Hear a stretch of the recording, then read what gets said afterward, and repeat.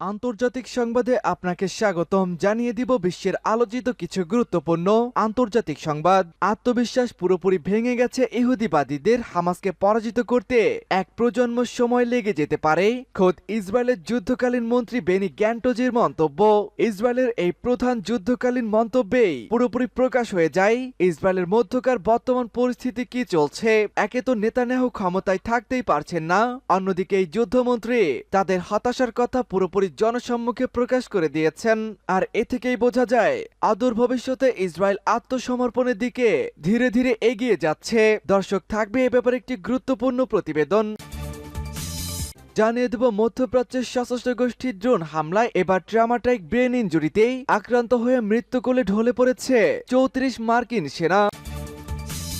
এদিকে 6 বছরের মধ্যে আকাশ ছোঁবে চীনের অস্ত্র ভান্ডার, হতাশায় ভারত। জানিয়ে দিব গাজা যুদ্ধ মধ্যপ্রাচ্যে ছড়িয়ে পড়ার শঙ্কা, কঠোর হুঁশিয়ারি দিয়েছেন বাইডেন। এদিকে হিজবুল্লাহর সাথে সর্বাত্মক যুদ্ধের প্রস্তুতি নিচ্ছে ইসরায়েল। সর্বশেষ জানিয়ে দিব জর্ডানের ঘাঁটিতে ভয়াবহ ড্রোন হামলা, 3 মার্কিন সেনা নিহত। শুনছিলেন সংবাদ শিরোনাম, এবারে থাকবে বিস্তারিত। তার আগে আমাদের ভিডিওটিতে একটি লাইক দিন এবং চ্যানেলটি সাবস্ক্রাইব করে পরবর্তী আপডেট সংবাদ সবার আগে পেতে আমাদের সাথেই জুড়ে থাকুন। অবশেষে হার মেনে নিল ইহুদিরা। হামাসকে পরাজিত করতে এক প্রজন্ম সময় লেগে যেতে পারে, ইসরায়েলের প্রধান যুদ্ধমন্ত্রী বেনি গ্যান্টোজের হুঁশিয়ারি। ইসরায়েলের যুদ্ধকালীন মন্ত্রিসভার মন্ত্রী বেনি গ্যান্টোজ বলেছেন, হামাসের বিরুদ্ধে যুদ্ধে 10 বছর, এমনকি পুরো একটি প্রজন্ম স্থায়ী হতে পারে। তিনি গাজায় হামাসের হাতে আটক জিম্মিদের মুক্তি নিশ্চিত করার জরুরি প্রয়োজনীয়তার কথা বলেছেন। চলমান যুদ্ধ সম্পর্কে গাজার বিভিন্ন সীমান্তবর্তী সম্প্রদায়ের প্রতিনিধিদের কাছে তিনি এই কথা বলেছেন। হামাসকে ধ্বংস করার সময় আছে, জিম্মিদের জন্য আর সময় বাকি নেই। এই মুহূর্তে তারাই আমাদের প্রধান অগ্রাধিকার। বেনি গ্যান্টোজ বলেন, হুমকি পুরোপুরি অপসারণ করতে অনেক বেশি সময় লাগবে। আমরা গ্রীষ্মের মধ্যে তুলনামূলক সুরক্ষা আশা করছি। এ সময় তিনি বলেছেন, গাজার সৈন্যরা শীঘ্রই মিশরের সীমান্তবর্তী রাফা শহরে পৌঁছাবে। মধ্যপ্রাচ্যের সশস্ত্র গোষ্ঠীর ড্রোন হামলায় এবার ট্রমাটিক ব্রেন ইনজুরিতে আক্রান্ত প্রায় 34 মার্কিন সেনা। জর্ডান সিরিয়া সীমান্তবর্তী আমেরিকান ঘাঁটিতে ড্রোন হামলার ঘটনায় অন্তত 34 মার্কিন সেনা সম্ভাব্য ট্রমাটাইক ব্রেন ইনজুরির শিকার হয়েছেন। তাদেরকে ইতিমধ্যে ওই ঘাঁটি থেকে চিকিৎসার জন্য অন্যত্র সরিয়ে নেওয়া হয়েছে। নাম প্রকাশ না করা শর্তে একজন মার্কিন কর্মকর্তা সংবাদ সংস্থা রয়টার্সকে এই তথ্য জানিয়েছেন। অন্য 2 কর্মকর্তা বলছেন, আহত মার্কিন সেনাদের কয়েকজনকে চিকিৎসার জন্য ঘাঁটি থেকে সরিয়ে নেওয়া হচ্ছে। জানা গেছে, জর্ডানে আমেরিকার টাওয়ার 22 নামক সামরিক ঘাঁটির ব্যারাকের কাছে ওই হামলায় অন্তত 3 জন মার্কিন সেনা নিহত হয়েছেন। ইরান সমর্থিত গোষ্ঠী ইসলামিক রেজিস্ট্যান্স ইন ইরাক হামলার দায় স্বীকার করেছে। সূত্র আল জাজিরা। আগামী 6 বছরের মধ্যে আকাশে চীনের পরমাণু অস্ত্র ভান্ডার দেখা দিবে, আর এ নিয়েই এবার মহাসংকটে পড়েছে ভারত। পরমাণু অস্ত্রের নিরিখে দ্রুত শক্তি বৃদ্ধি করছে ভারতের প্রতিবেশী দেশ চীন। এমন চলতে থাকলে চীন খুব শীঘ্রই বিপুল পরিমাণ পরমাণু অস্ত্রের মালিক হবে বলেও দাবি করা হচ্ছে বিভিন্ন প্রতিবেদনে।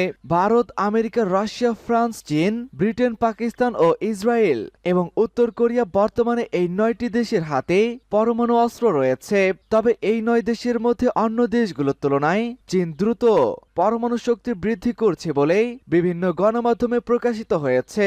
তবে চীন যদি পরমাণু শক্তিতে শক্তিধর হয়ে ওঠে, তাহলে তা বাকি দেশগুলোর জন্য উদ্বেগ তৈরি করতে পারে বলেও আশঙ্কা করছেন বিশ্লেষকেরা।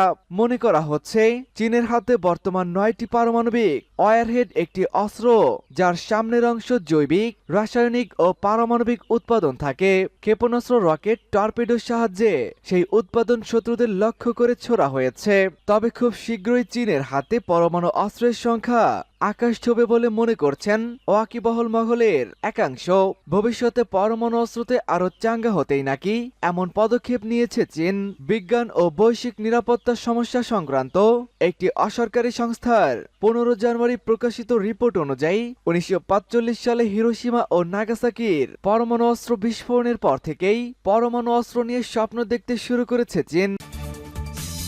মধ্যপ্রাচ্য জুড়ে যুদ্ধ ছড়িয়ে পড়ার শঙ্কা, বাইডেনের কড়া হুঁশিয়ারি। গত বছরের 7 অক্টোবর থেকে গাজায় ইসরায়েল ও হামাসের মধ্যে তুমুল যুদ্ধ শুরু হয় গাজায় ইসরায়েলকে সমর্থন দেওয়ার কারণে মধ্যপ্রাচ্যে মার্কিন বাহিনীর উপরও হামলার পরিমাণ অত্যাধিক বেড়েছে। তবে যুদ্ধ শুরুর পর মধ্যপ্রাচ্যে প্রথমবারের মতো হামলার শিকার মার্কিন সেনা নিহতের ঘটনাটি ঘটল। ব্রিটিশ সংবাদ মাধ্যম বিবিসি লাইভ প্রতিবেদনে বলা হয়েছে, জর্ডানে মার্কিন ঘাঁটিতে ড্রোন হামলায় অন্তত ৩ জন নিহত হয়েছেন, আহত হয়েছে অন্তত ২৫ জন। তবে স্কাই নিউজের প্রতিবেদনে ৩৪ জন আহতের তথ্য জানানো হয়েছে। এই হামলার পর করা হুঁশিয়ারি বার্তা দিয়েছেন মার্কিন প্রেসিডেন্ট জো বাইডেন। তিনি এ হামলার জন্য ইরান সমর্থিত জঙ্গি গোষ্ঠীকে দায়ী করে চলেছেন। তিনি বলছেন, যদিও তথ্য এখনো সংগ্রহ করা যাচ্ছে না, তবে এ হামলা চালিয়ে ইরাক ও সিরিয়ার সক্রিয় ইরান সমর্থিত মৌলবাদী গোষ্ঠী আরো চাঙ্গা হয়ে উঠেছে।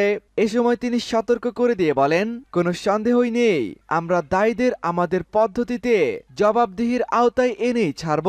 এদিকে এপির প্রতিবেদনে বলা হয়েছে, জর্ডানে কয়েক হাজার মার্কিন সেনার অবস্থান রয়েছে, অন্তত ৩,০০০ সেনা দেশটিতে আছে। এছাড়া গাজায় যুদ্ধ শুরুর পর প্রথমবারের মতো জর্ডানে মার্কিন সেনাদের হামলার লক্ষ্যবস্তু করা হলো বলে খবরে প্রকাশ করা হয়েছে। হিজবুল্লাহর সাথে সর্বাত্মক যুদ্ধের প্রস্তুতি নিচ্ছে ইসরায়েল। ইসরায়েলের উত্তর সীমান্তে লেবানন ভিত্তিক সশস্ত্র গোষ্ঠী হিজবুল্লাহর সাথে সর্বাত্মক যুদ্ধের প্রস্তুতি নিচ্ছে ইসরায়েলের সামরিক বাহিনী আইডিএফ। শুক্রবার ফিলিস্তিন ভিত্তিক গণমাধ্যম জেরুজালেম পোস্টের এক প্রতিবেদনে এই তথ্য জানানো হয়েছে। প্রতিবেদনে বলা হয়েছে, আইডিএফ সপ্তাহান্তে ইসরায়েলের উত্তরে হিজবুল্লাহর সাথে যুদ্ধের জন্য ধারাবাহিক মহড়া শুরু করেছে। এর জন্য তাদের প্যারাট্রুপার কমব্যাট ইঞ্জিনিয়ারিং বাহিনীকে আইডিএফ এর উত্তরাঞ্চলীয় কমান্ডে নিবিড় প্রশিক্ষণ দেওয়া হচ্ছে। তারা যেন ঘনবসতিপূর্ণ শহরে এলাকায় শীতকালীন আবহাওয়ায় এবং উত্তর ভূখণ্ডে যুদ্ধ পরিচালনা করতে পারে।